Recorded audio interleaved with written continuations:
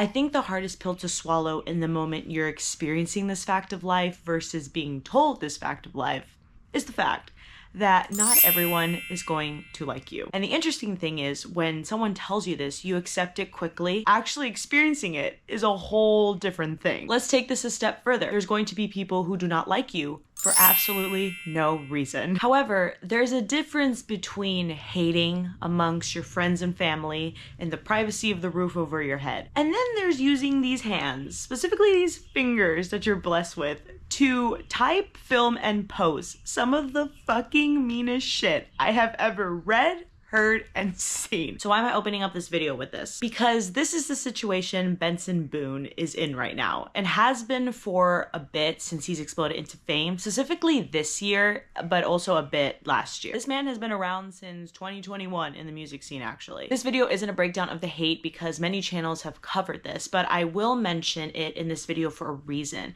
This is a review of his new album, American Heart, but I want to talk about how I got to learn who he is, and the internet hate is connected to all of that. As always, timestamps in the description below if you want to skip to certain parts. This is a completely impromptu video. I wasn't sure I wanted to sit down and film and post, but the decision was solidified, I believe like a week ago or so, because now we're in freaking July. Time flies. I was on Reddit and I came across this post, 10 songs of Benson Boone, and in a parentheses there was the amount of plays on it. One of the songs that caught my attention because of the title was a song called Cry. This is from his debut album, Fireworks and Rollerblades. And oh my goodness, I was floored with this song. My jaw did physically open when I first heard it. This video isn't about fireworks and rollerblades, but Cry is the tip of the iceberg. What do I want?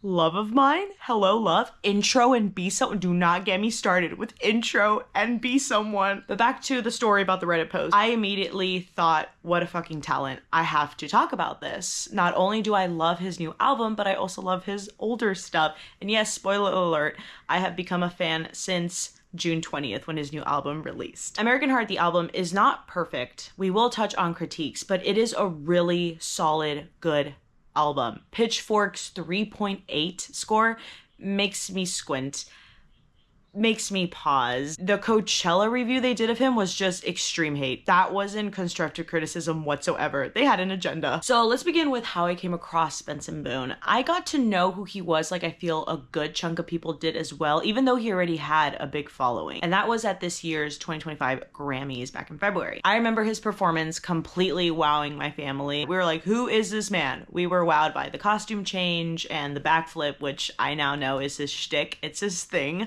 It's a pretty freaking cool thing to do. He performed the song Beautiful Things, which is still his most famous song. That's what got him really famous. And all this started controversy online. I'm not gonna lie when I say that when I saw the jumpsuit, when I saw his outfit, it did remind me of Harry Styles, which was and still is the major talking points online. I see the similarities, but no, I do not agree with the shit being said online regarding to that. So like I said, a bunch of memes, a bunch of comparisons happened, but aside from that, I did not go much into it, nor his discography.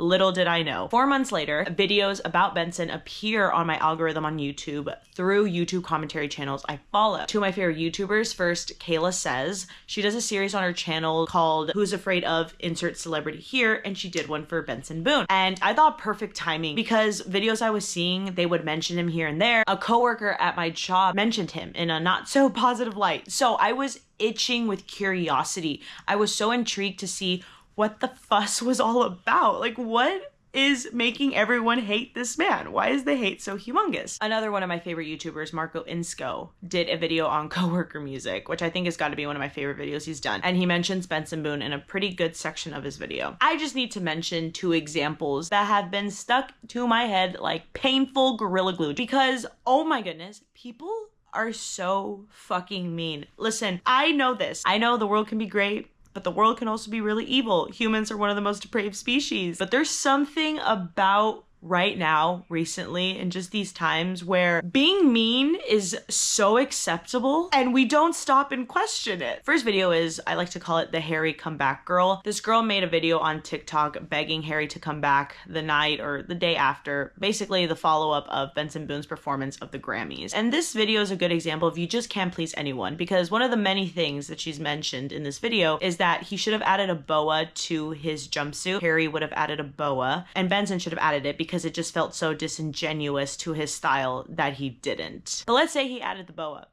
He probably would have been called even more of a copycat. So there's no winning here, so what do you want? She continues to say there's this random man that's coming to take Harry's nachos and he needs to be eradicated from her TV screen.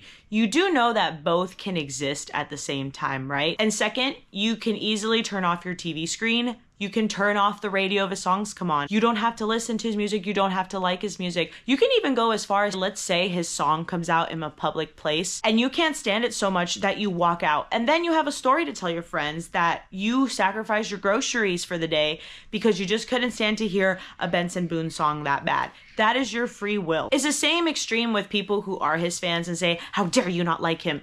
You're allowed to not like him. You don't have to like his music, but you also don't have to be fucking me. Comparison is the killer of joy. It's inevitable that people do it to other people, that people do it to themselves, but we really need to be reminded how much of a killer of joy comparison is. Also, I'm pretty sure she went to Harry's concert as she is a Harry fan. Doesn't Harry have this song that he also lives by, the motto, treat people with kindness?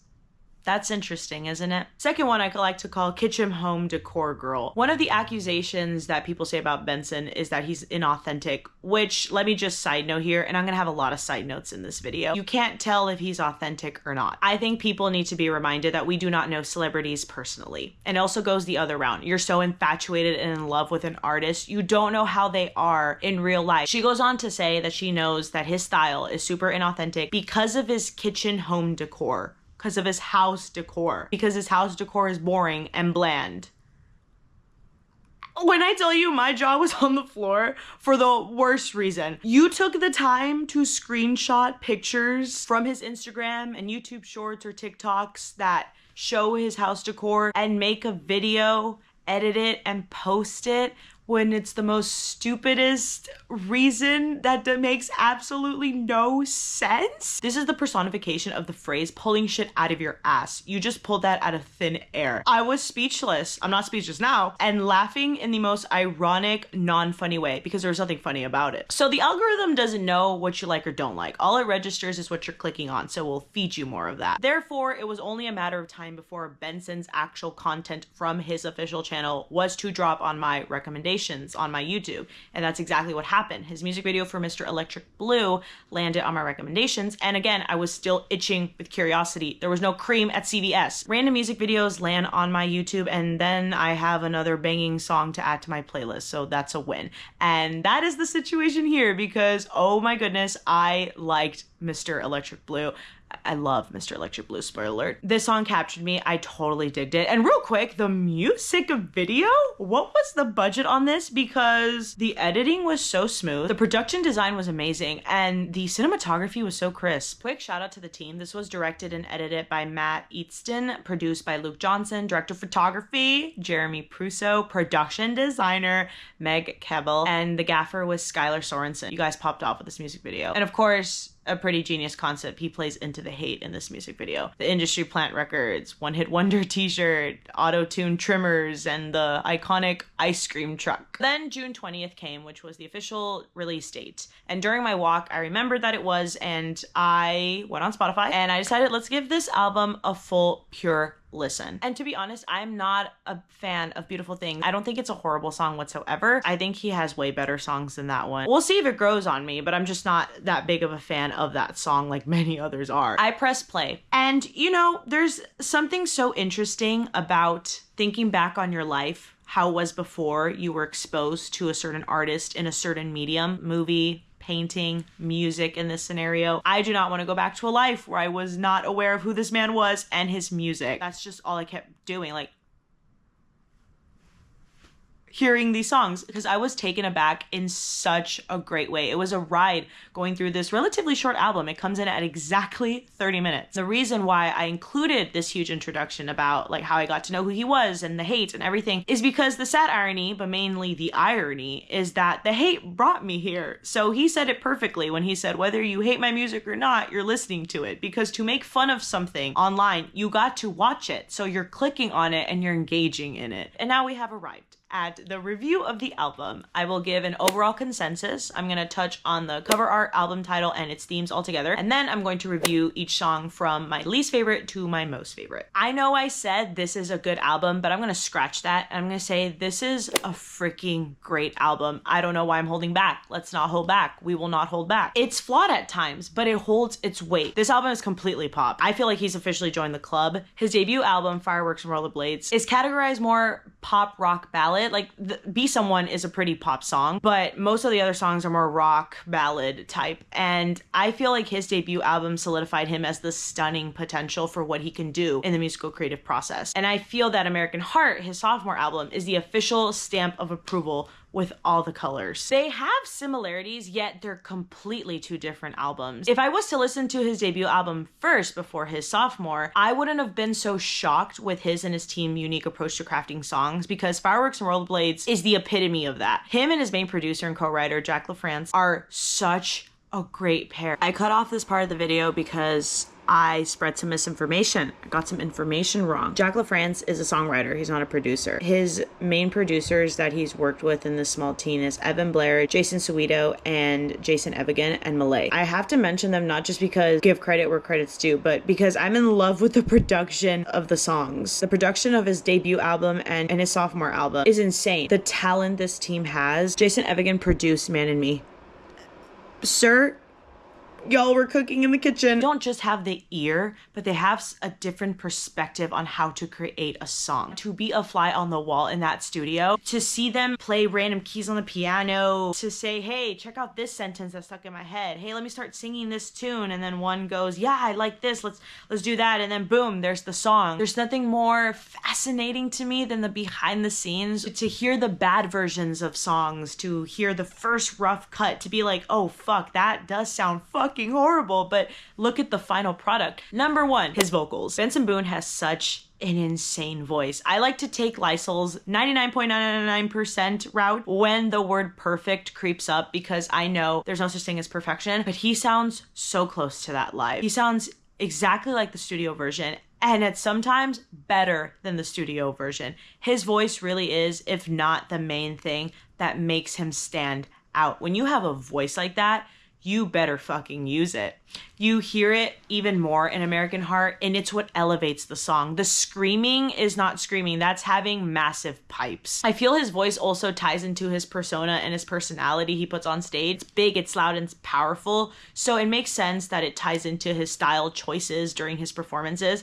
Also, and maybe if you just not sat back and thought he's testing things out, he's seeing an outfit and being like, hey, I want to wear that. Let's see how that makes me feel. Let's see if it goes with this or not. You're constantly growing as a human. You're liking and exploring different things. I still think his outfit for Summertime Fest, still my favorite outfit out of all he's worn. You may think his style does not necessarily connect with the theme of the songs for his debut album, but he probably doesn't mind that. He just still wants to wear it. It's not like his agenda was to copy and become the new this, new that. We seriously need to abolish the new this, the new Britney, the new Leonardo DiCaprio. Everyone's their own. They can tie in so many similarities. Like their acting can remind you of some of the greatest actors of all time, but we need to stop the shtick with like, oh, the new this, the new that. We need to kill comparison, unhealthy comparison. Number two, the songs. The word catchy is a double-edged sword. It feels more like a backhanded compliment because catchy doesn't necessarily equal good. American Heart's songs are catchy, but they have substance. It's not just some jingle that gets stuck in your head and doesn't leave. And yes, I will defend Mystical Magical with everything that it is. Another double-edged sword is the fact that this album was written in 17 days. So he mentioned this in an interview that he did with Hits Radio. He said that he's been listening to these songs in American Heart for a while, and then the girl asked how long, and he says about a year, but the album was actually written in 17 days.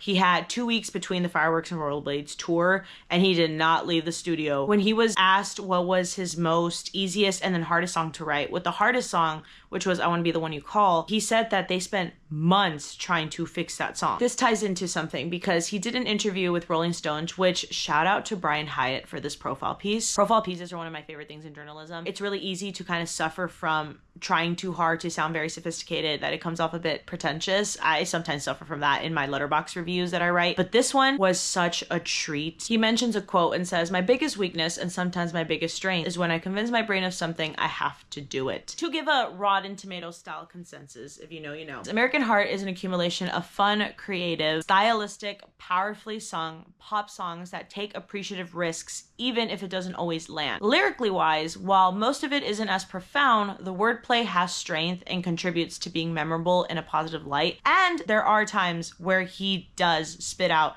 some pretty great lyrics. I think the album is a little bit more style. However, it still holds on to substance, okay? And it doesn't hold on to it by a loose thread. No, we're Toy Story 3 style. That huge climax scene where they're about to burn in the fire in that dumpster. They're grasping onto each other. Now, before I get to the second part, which is the album cover, I want to quickly talk about the whole pop game. What do I mean by this? I do not like saying I understand because I'm not part of the industry, but I am aware of how, especially for pop, it is in the music industry, what the gist is. Rick Beato did an informative video on this. I recommend everyone watch it. My huge wish for Benson Boone's new album is that he is genuinely proud of it. And for the albums to come, even if they surpass it, and I bet they will, because I feel like with him, he's just gonna keep getting better and better. I hope he looks back at this sophomore album with appreciation and, as cheesy as it sounds, with love. In the music industry, you have many people down your ear telling you, do this, be that, be this, I think this, and it's really easy to lose yourself, right? And to give in to certain things. I just hope that everything that he wrote and contributed and his whole team and everything came from a great, authentic place, right? Like that he loves these songs and everything. And I'm gonna mention a quote that kind of confirmed this for me a little, not confirmed because we'll never really know, but backs up a bit of what I'm trying to say here. The quote he said, and I think this was during a red carpet interview, I forget at which show. Something that's very important to me is making music that I know I'm going to have to sing for a long time.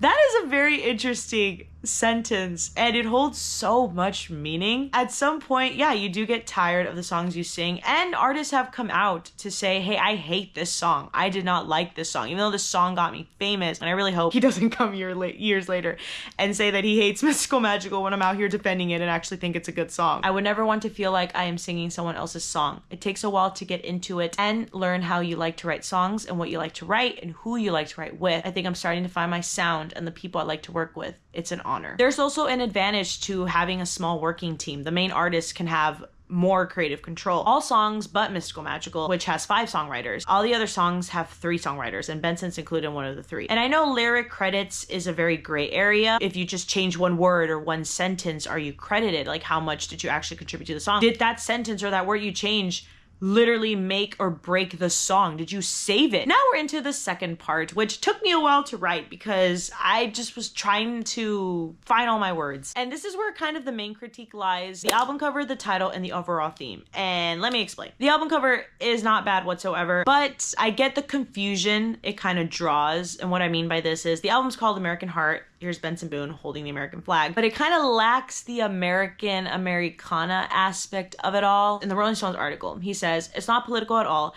It's more of a personal thing. It's just me. American Heart is my heart, and it's not my heart because it's American. It's my heart because I'm Benson Boone. I was and still am a bit confused by this quote because, okay, you're not going to go the political route. Nothing wrong with that. But you're gonna go the other route. And even though you try to take out the political from the word American, you try to take out even the historical part, you still have, I guess, what you can call the social part of it, as in the different definitions to people of what it is to be American. What does American mean? America to you mean? And I don't quite see that in this album when America is very present in it in terms of the flag and the word American sung in the songs and the lyrics. I do see the album is Benson Boone, right? Like he said, in the way of what he can do and contribute to music. But when we connect it to the album, because that's what's on the surface, that's what we see, does American mean love songs? Because most of the songs are about love, whether it's about a relationship or family, because he has a song dedicated to his dad and dedicated to his mom. I feel if you're going to incorporate a culture you're part of, because he's American, you do want to talk about it and explain aspects and tie it back to that word. From any culture an artist is incorporating as their theme in the album. Fleshing it out a bit more, I can also see where he's coming from. He's influenced by artists in the 70s like Bruce Springsteen's. Obviously, this is completely inspired by Bruce Springsteen's Born in the USA. The album gives a lot of 70s vibes. And he mentioned on the show with Jimmy Fallon understand that Young American Heart, which is the closing track of this, kind of sets the tone for the entirety of the album. He talks about the sad story behind that. So he's really saying it's about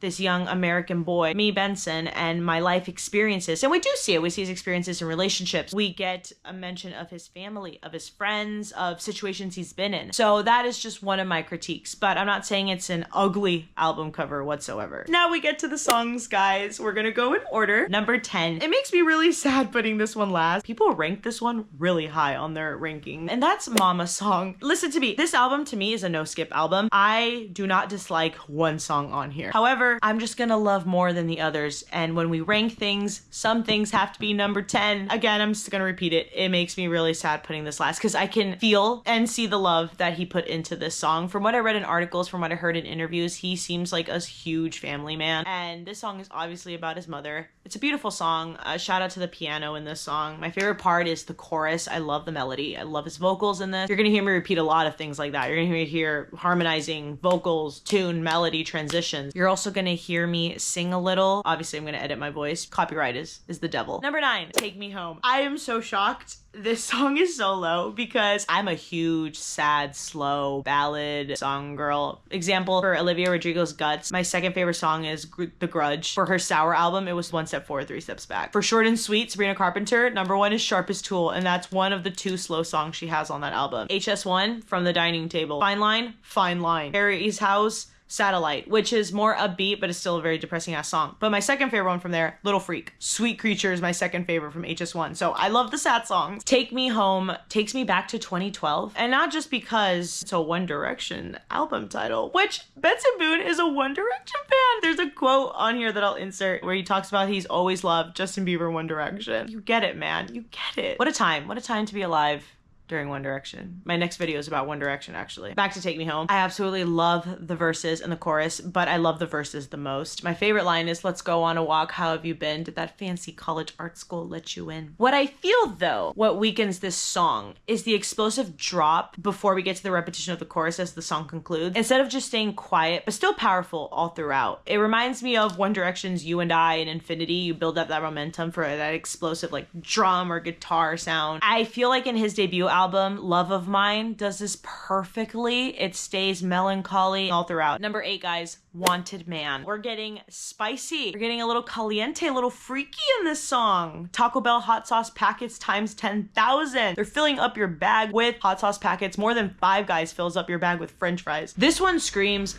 pop rock. I absolutely love the way he provides a more raspy, rough singing tone, purposely cracking his voice in the opening chorus, breathing into the mic, the panting sounds. I love the first verse. You rode in like a rock and roll queen. You brought every living man to their knees. Oh, 2 eyes like revolver machines. Baby, aim your lethal weapon at me. Then we get to the pre-chorus, which I love. You really get me going. Oh, my microphone's on the floor. Something about the way you're made. This doesn't connect to my camera. I need to get one of those Rode microphones. It turns on, but it's a karaoke mic. Let me show you the sound. Oh, heard. See? I don't think, actually, let me see if that works for this video. It sounds fine, but it doesn't sound like the Rode. There's a lot of melody changes here. I think this is a great example, but not the example. We'll get to the example. But I think this is a great example of bland being such an inaccurate critique. I don't see how these songs play it safe. Maybe Take Me Home, okay? But not the Wanted Man, not the rest of these songs I'm gonna mention. I get it sounding like something you heard, but he's adding his own spice. He's adding his own hot sauce to it, okay? So he's putting it a twist, therefore it's no longer something you heard. This isn't chicken breast and white rice and hard-boiled eggs, beans and fucking Converse shoes. Yes, I've seen that video. Number 7 reminds me of you. Oh, this is the one to scream at the top of your lungs in the car. This is one where his vocals pop off times 1 million, especially in the chorus. But that first verse, we got more hot sauce to pour. Underwear spread out on my couch because you left them there. I love the setup of before the chorus. What do I do? And the explosive. Everyone was shocked. When I was seeing some people react to his album, everyone was shocked by his vocals here. When he says,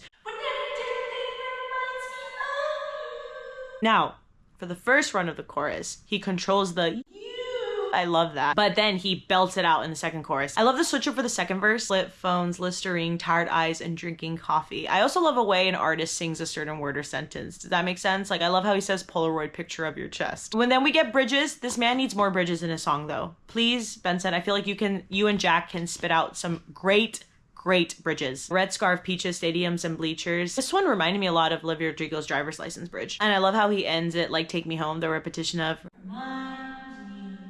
Number 6, I Want to Be the One You Call, which is Benson Boone's favorite from the album, actually. Let me include the quote on this because it's such an interesting story. Another favorite is I Want to Be the One You Call, an energetic pop song with a surging chorus. It's a mutated version of an earlier, nearly abandoned track Boone didn't care for at all. Final version developing in a session with frequent Frank Ocean collaborator Malay, which they produced Cry. So... ooh, the production on Cry, don't get me started. It was so quickly just one of my favorite songs I've ever made, Boone says. I was so shocked, and it came out of nowhere because the song before was truly like so bad. I think it was the first one we made for the album, so that kind of kicked it off. I got really motivated to make more songs after that were of that level to me. I love that one kicked it off because you can tell the influence, the inspiration, and just the tone of that song completely connecting to all the other songs. Oh, the beginning, the took a trip to Italy. I'm looking for a little peace. And there you go, right down the road, so beautiful. I love how he holds back for the first round of the chorus of if you need anything, and then he explodes it. If you need anything.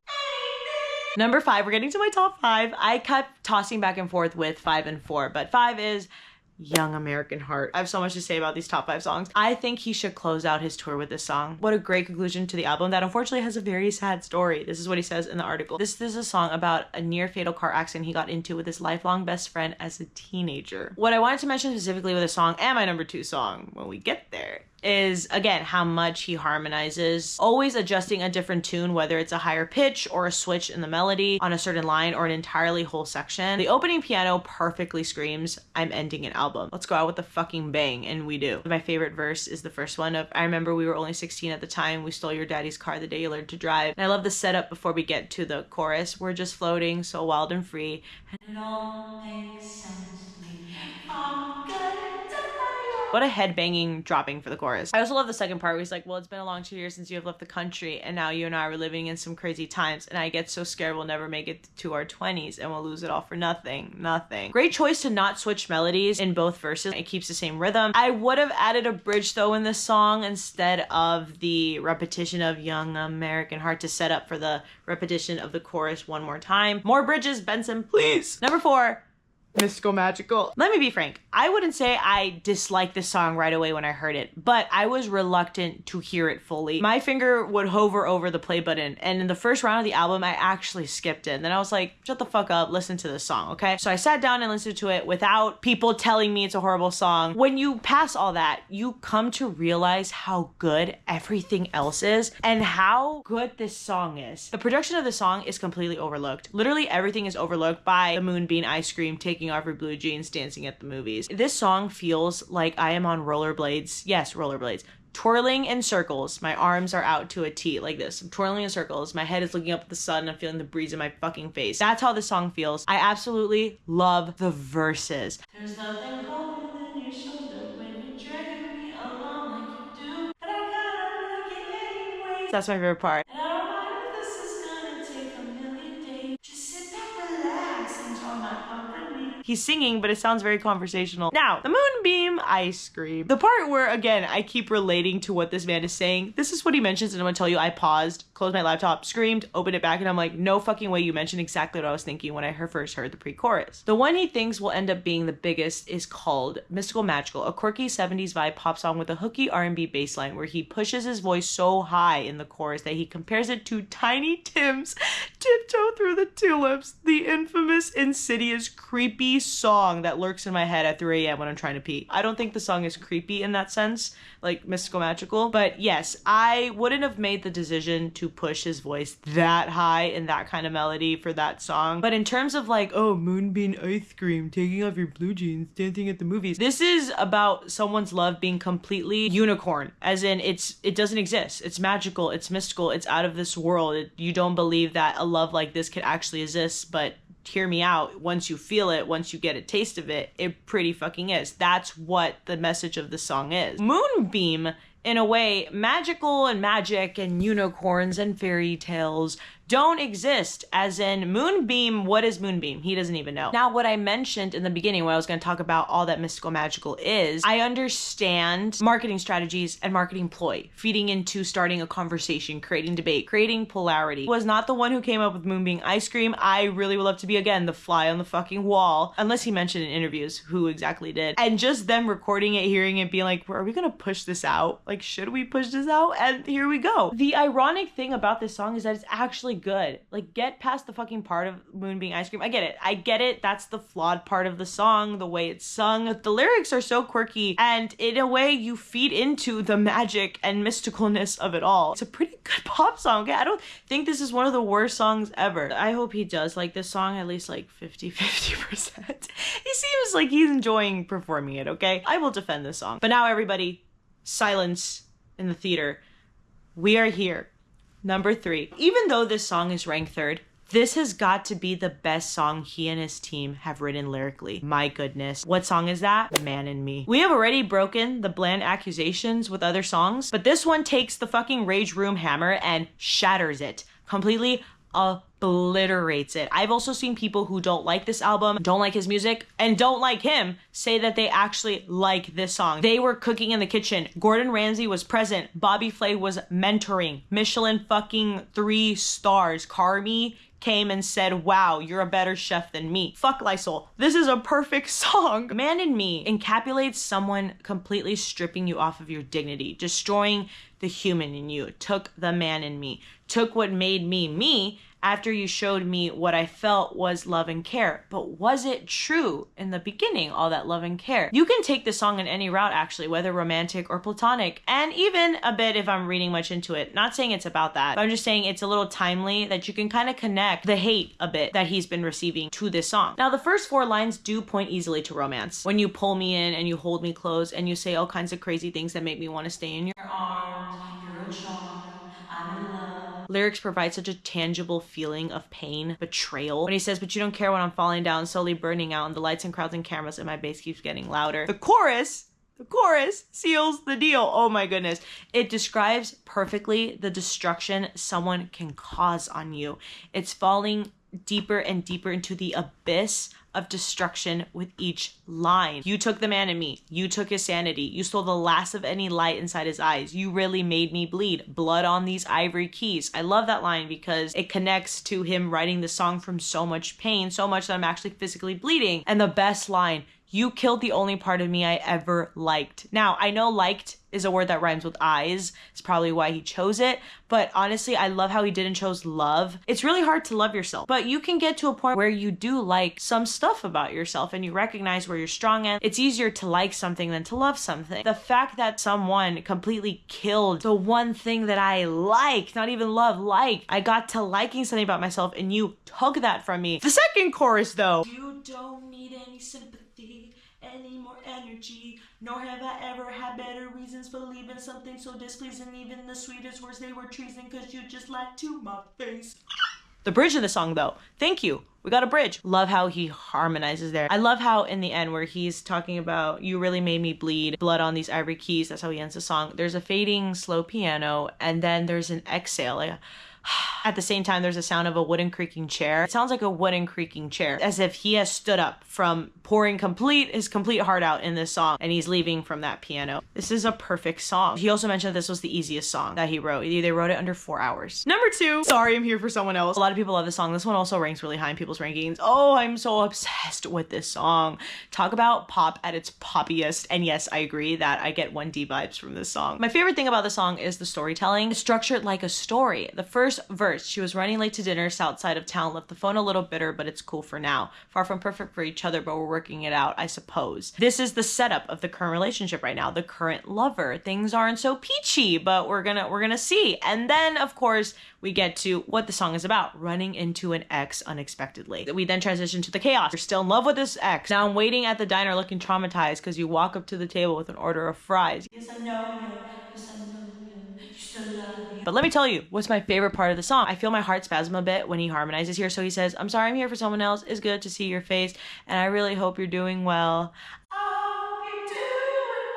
Again, I can't do it, but oh, I love that. It also sounds like he's convincing himself that they're doing well. You kind of don't want them to do well, right? You want them to not be okay without you. I love the little transition to the second verse, like, come on, what happened next, Benny? Of course, the Benny, don't do it. Benny, don't do it. We really needed a music video for this. Now, my only critique with this song is the bridge that doesn't bridge. This song abruptly ends. I remember my first reaction hearing it, especially the build up to it. It sounds like him deciding what do I do, and then boom, the beat drops and he makes up his mind. He acts fast. He's running through the kitchen doors. I felt like he should have added 4 new lines, made this a bridge, and then go back to the chorus, or added 4 new lines, end with this bridge, or like he did in SNL. I love what he did in SNL performance. He repeated these 4 lines again, and then he changed the harmony at the end. That's my only critique, but other than that, this is a great pop song. Ladies and gentlemen, I have to take out the mic for this. The fake microphone. My #1 official song from this album. This song just holds such a special place in my heart because this is what got me into his music. Mr. Electric Blue. This song is such a unique and marvelous way to describe someone in your life that you flat out admire, look up to. They're your role model, your inspiration, and you coin a term for them to translate that. And this song is about his dad. Boone plays Mr. Electric Blue, an ELO-like song about hero worshiping his dad, a square-jawed dude who works in computers and can still do backflips of his own in his early 50s. The title of the song itself captures your attention. The production in this song is so thought out. The vocals are going off, especially the transition in the second verse before it goes back to the same melody. It's the lyrics of this song. The way he describes his dad, it's this perfect balance of what a human can be. Tough and strong and holds his place. Don't mess with him. Can be feisty, but he's also full of love and kindness and determination. He's almost too out of this world because maybe he fell from space or some supernatural place. I love that we feel that love, that's how he thinks of his dad. Great setup for the first verse. He was a stranger. He walked in looking for danger. When he stares at you, he can chain you down and make you fall in love. Heaven knows him. They made him out of fire and roses. And then here we go, contrasting to the soft personality, but he's sweet enough to put him on your tongue. Where I first dropped my mouth, first listen to the song, was the transition to the high note. They said that he fell from space or some supernatural place. Jealous of an insane voice like that. There's so many things I love about this. The second verse, the wordplay here. He's a man's man, a good, hard-working American. But he ain't the guy you want to fight. He'll make you bite the dirt. And of course, the one to scream. And he said, watch the way you talk to me if you want to keep.